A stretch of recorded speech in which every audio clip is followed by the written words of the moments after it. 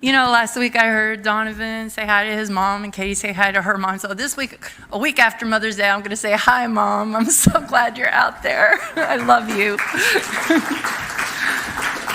All right, so I have been asked to speak today about reaching out to the larger community, about finding a way we can use our hearts and our hands to help those around us.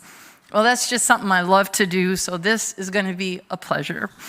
Looking at the state of the world today, it seems to me that we get ourselves into trouble when we lose sight of the fact that we're all connected. We separate ourselves into groups, sometimes consciously and sometimes without even being aware that we're doing it. There's us over here, and then over there is them. Well, I am here today to remind us that there is no us and them. There is only us. And if we can wrap our minds around that, if we can embrace it as truth with a capital T, it will change our lives for the better. And that, I believe, is the key to us using our hearts and our hands to help others. We have to realize we're all in this together. Now, it's not easy. That's for sure. It's simple, yeah, but it is nowhere even close to being easy. So to help us get started on this journey, I'm going to go a little bit traditional here. I would like us to consider Jesus. I understand that for some of you, you're eager to go in that direction. You're like, oh, finally, somebody up here is going to talk about Jesus, maybe. You know, like we don't talk about the Bible very often here. It's just, you know, it's a spiritual center. That's okay. There's room for everything up here. And I understand that there are many of you out there that have had very negative experiences with religion, and you just might feel uncomfortable with that. But I'm going to ask you for just a few minutes to put aside any preconceived notions that you have about Jesus. Regardless of what you believe about religion, let's look at the man that walked this earth 2,000 years ago. Let's look at the world that he lived in. You know, he showed us a way. He taught by example. He had his light shining on that path. He was beckoning for us to follow. So let's start remembering that Jesus was a Jew. In Jesus' day, the Jewish people were not free to do as they pleased. They were under Roman control. They were subjugated to Roman laws. They were coerced into paying Roman taxes. The money that was collected didn't go to improve their roads and their infrastructure. It went straight to Rome. And the methods of tax collection were unethical, including harassment, inflation of property values to raise those taxes, and they even had loan sharking for people who couldn't come up with the money. And the Romans would often hire local Jews to do the actual collection. And needless to say, these people were despised. The Jewish people had no power over the Roman oppression, but man, they sure did have power to ostracize and revile the people from their own culture who became Roman tax collectors. They hated these people. So how amazing is it then that Jesus chose the tax collector, Matthew, seen by others as a despicable traitor, to be one of his disciples, one of the 12. I can just imagine how that went over with the other followers of Jesus. Think about it. I can also imagine how deeply touched Matthew must have been to be given this opportunity to redeem himself, to reconnect with his heritage, to feel love, and to feel forgiven. With this choice, Jesus utterly rejected the conventional wisdom of the time. Instead, he demonstrated boundless compassion. Jesus was, as the popular saying goes, exclusively inclusive. He saw beyond Matthew's past to the goodness that was hidden inside him. Jesus focused on Matthew's soul like a laser beam, lifting Matthew from his life of mistakes, drawing out his true potential, surrounding him with love, ignoring the incredulity of the others, and welcoming Matthew as one of his own. So On one side, we have Matthew, whose whole world has been changed for the better by this teacher, Jesus. On the other hand, we have this master teacher who wasn't put off by Matthew's past. Jesus was actually able to benefit from what Matthew had to offer. Undoubtedly, Matthew must have had wonderful mathematical skills in order to perform his duties as tax collector. He must have also had very thick skin and been determined to succeed and tenacious as all get out to withstand all that cultural pressure that was being placed against him because of his chosen career. By powerfully focusing on the good, Jesus showed us that we can find treasures where we once only saw refuse. This is a powerful lesson for me. In our culture of polarity, it's so easy just to write off people who think differently. You know, just spend a minute or two on YouTube or some other social media, and it's so easy. If you watch something, anger can just flood over you, and we can be so easily tempted to demonize other people, just to write them off, categorize them, and just say they're evil. Well, we do happen to live in Oregon, which most people think of as a blue state. It probably comes as no surprise to you that my viewpoints lean towards the liberal. However, my husband Gary and I don't live here in town in Eugene. We live out in the country on the edge of the amazing Oregon wilderness. And where we live, most of the people are quite a bit different from us in their political and religious views. In fact, if you saw like a political map of the area, you might think Oregon was as red as any red state, like Texas, where I grew up. So I learned quickly not to talk politics or religion with my neighbors. But you know what? I did still talk to my neighbors. I got to know them. We built meaningful friendships, and we found common ground. And I've learned to listen to what they have to say. And I now even occasionally get brave and do bring up religion and politics, but not so much to convince them of my views, but to try to see the world from their point of view. Why do they believe what they believe? What are they going through? And in doing this, by following Jesus' example, I have found love where I otherwise might have found walls of separation. So another idea or an example about getting beyond the idea of us and them is the work that I do with my team with the nonprofit Connecting from the Heart. Now, many of you know Connecting from the Heart, also called CFTH, originally started in this very church during the pandemic. It was an effort to keep our community strong and together during that time of lockdown. But we eventually grew into our own independent 501c3 nonprofit organization. The mission of Connecting from the Heart is to heal and uplift vulnerable populations through the use of music, meditation, and mental wellness tools. We started out purely online, but now we also offer in-person workshops. And in the last year, we've started presenting these workshops at the Santiam Correctional Institution, which is a prison up in Salem. Well, there's a big word, prison. It's a word that scares a lot of people, and I can understand that. No one wants to go to prison, and a lot of people don't even want to think about what goes on inside those walls. I mean, there's so much to do to help in the world, so much suffering. Can't we look at something else? Can't we help the kids who need an operation, or help the people suffering famine, or protect the rainforest, or rescue those poor dogs in the Humane Society ads? Yeah, all those are wonderful causes. Yes, by all means, help where you feel called to help. But please do not forget the people locked away, the people who are incarcerated. I want to be clear here. I'm not suggesting that we ignore the fact that crimes have been committed and they need to be accounted for. And I'm not suggesting we let everyone out of jail. I'm not even suggesting the system is unfair. That's a talk for another day. I am, however, asking the question, that question that has become so overused that people joke about it, but it is still a spot-on powerhouse of a question: what would Jesus do? Remember, Jesus didn't see the us and them. He chose Matthew. He chose him to be a disciple. He gave him important responsibilities. He saw the good in him, and he loved him.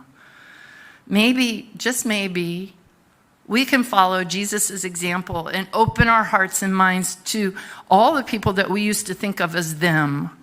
You know, the people that look different than us, who love differently than us, who vote differently than us, and yes, even the people who have made a horrible wrong turn and ended up in prison.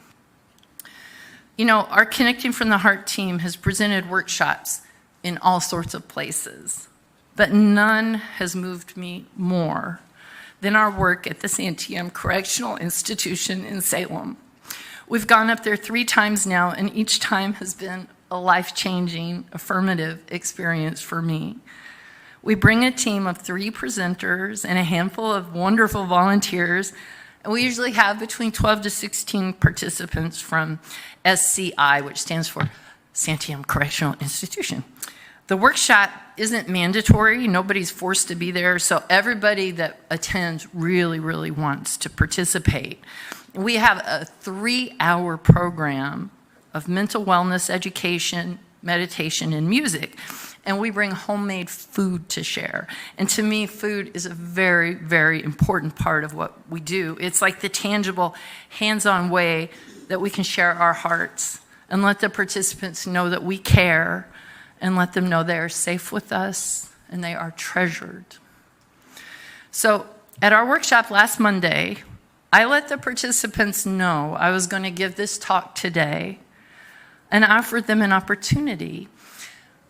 Each time we go, we have an evaluation form to keep our records. You know, what's working for you, what didn't work so well, what are your comments? Well, on the back, I gave them an opportunity to speak today through me. I said they could write a message to the congregation.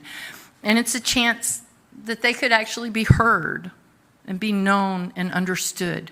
I let them know I'd read their messages during this talk. If they wanted, their family members could tune in online. We're also going to bring the video to our workshop next in July so that the participants will have a chance to see. See, they don't have, of course, they don't have access to what's going on here, but we're going to bring in a video, and that will complete the circle of communication. So 6 people chose to write messages. And these are people that we've really gotten to know. We've really built a relationship with them over the course of time. And I can tell you that the messages come from their hearts. And these are not just simple, like, thank you for coming and giving your workshop. I mean, that's nice. They always are so gracious. I have never been treated so well as when we go to Santiam Prison. I have all this equipment, right? Keyboard, sound system. I just show up and whoosh, they whisk it, they carry it up the stairs, they have it all set up. We have wonderful people that help with all of that, and they're very, very appreciative and gracious. But this goes beyond that. These messages here today, it's like if they had the chance to speak, this is what they would say. And I wanted to make this like really personal, to have a visual to help us feel connected to each person behind the message. I wish I could put a picture of them up there, but for many reasons, can't do that. But instead, what we're going to have for each person is a PowerPoint slide that shows the handwritten note that they wrote and turned into me that day. So the first part is we're going to read the message. And then the second part is we're going to pray with them. We're going to bless them. And if you want to raise your hands to bless them, you can, or if you just want to sit quietly. And I'll say a prayer for each one, and I appreciate if you join in with me, and we'll send them a lot of love that way. So the first message is from a fellow named Wayne. Wayne says, too often felons getting out of prison are labeled with a stigma of this is a bad person, stay away. I feel this is an outmoded notion that needs to change. As an AIC, that means adult in custody, who helps other AICs prepare themselves for release, I find that maybe about 30% of the guys that come through here are that quote-unquote bad person, stay away type. But the other 70% are just normal guys like you or me who have taken a wrong turn in life. These guys are just trying to do their time to get out and rebuild their lives. If we as a community can change our view of these guys, Not only would they be able to prosper, but the community would be stronger for it. Yeah.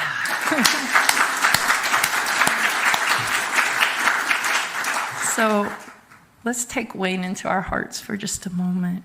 Wayne, we hear you. We thank you for this wisdom. We hold you in our hearts and we see the light in you shining brightly. We smile as we envision you thriving and successful in all you do. Wayne, we send you love, joy, and confidence as you walk your path to freedom. Next message is from a fellow named Chris.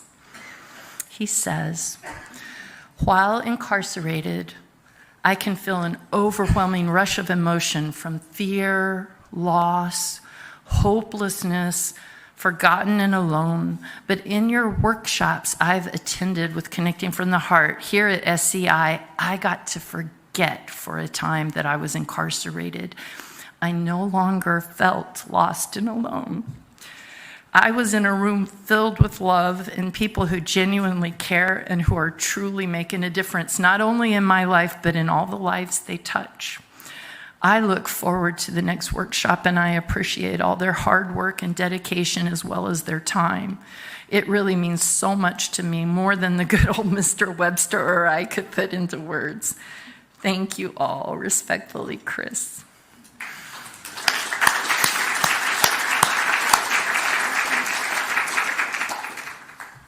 So we're going to hold Chris in our hearts. Chris, you are not alone. We hear you. We hold you in our hearts. We send you love, courage, strength, and hope. Chris, we honor the light in you, and we see you moving forward in wholeness, joy, and faith, knowing that each moment is an opportunity to choose again, and love can heal all. May you be blessed always and feel cherished, supported, and loved.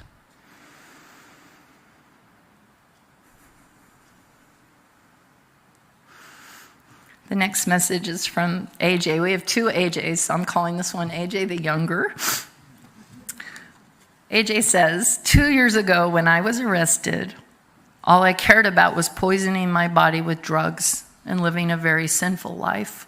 I had zero intentions of living any more life, and I was feeling sorry for myself. Today, I am 1 month away from being 2 years clean and sober, and 1 week away, go AJ, 1 week away from seeing my kids for the first time in almost 3 years. Wow. Every day I worship the Lord and I pray. I continue to want to learn about myself, how to control my emotions and love myself so I can love others. One thing I've learned in prison is that I had to unlearn some things so I can learn new things. Keep your head up and don't give up. Yeah.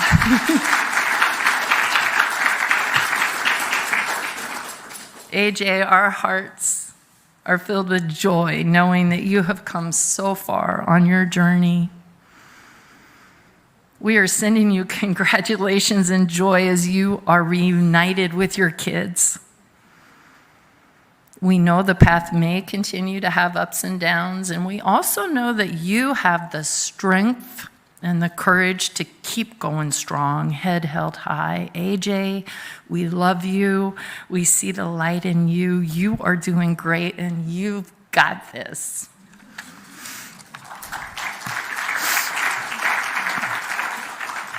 Okay, the next message is from Kyle. Kyle, I love Kyle. Kyle is he's not a man of many words in this case, but the words that he chose are quite profound and beautiful. So just take a minute to take in that slide. Kyle says, if he could tell anything to you guys, it would be to respect life for all things and respect the flow. So let's hold Kyle in our hearts. Kyle, your soul radiates love. Your gentle kindness lifts the spirits of all those around you, and we are grateful for you and all the positive energy that you share. Through the peaks and the valleys, may you always feel the love and support of the universe. We see the light in you, Kyle, and we love you.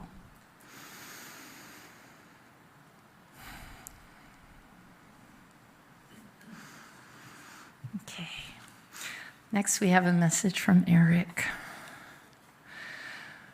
Eric says, I am so thankful for this workshop and you guys, Donna, Laura, Betsy, Joe, Mike, Liz, Alice, and Cassie, for caring about us and taking the time out of your lives to come here to Santiam Prison without any judgment, and teaching, supporting, and encouraging us, helping us make change in our lives to be better, to do better, to be successful for ourselves, our children, our families, and our community.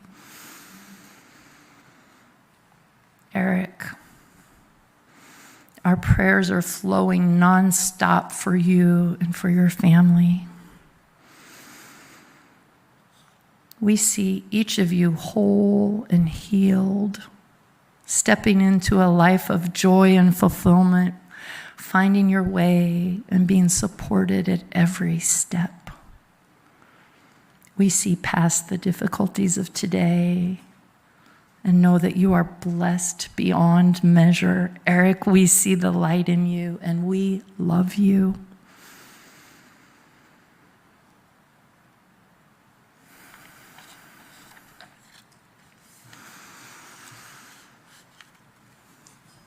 And just so the guys watching will know, like sometimes in music, people clap a lot, and then other times they don't clap, and we'll be like, oh, they didn't like it. But it's not that. It's that we're feeling from our hearts so strong. Sometimes when we don't clap, it's because we're just so in a space of love. So our final message here is from AJ, the older. This is really something. AJ, I just almost can't believe it. He just like whipped this out and I was like, whoa. AJ says, unity is the goal, the solution to many of the challenges we face. I'm told that perception is a choice. Positive or negative, good or bad, we choose. Being unified means a shared truth or perception. Choice is the only power we as humans truly have. We can't control the world around us, just how we see it or how we live in it. It seems like the simplest solutions are disregarded, mostly because of the simplicity. However, if shared perceptions lead to unity, and if unity is what will heal us, and if we choose our perceptions, it seems like the solution is at hand. Exercise our God-given power to choose. Choose light. Choose love. Choose mercy and grace. Choose unity. Wow, AJ, have you considered becoming a minister?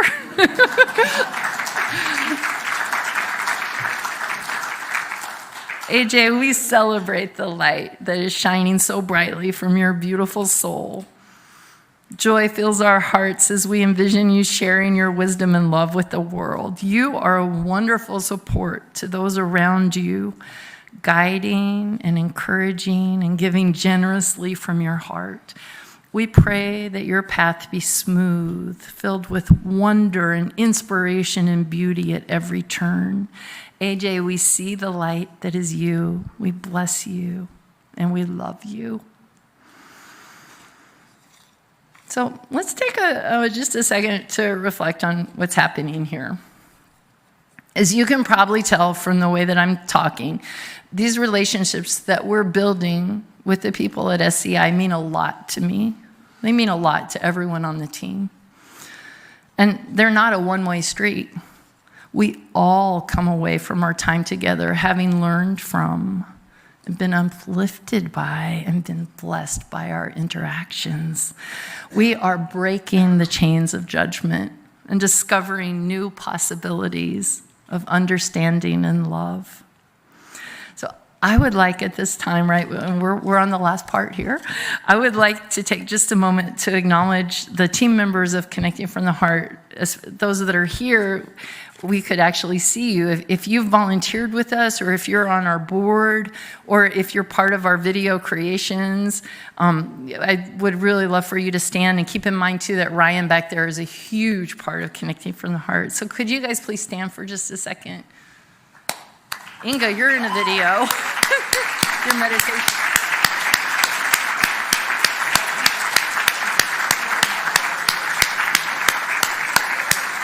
Thank you.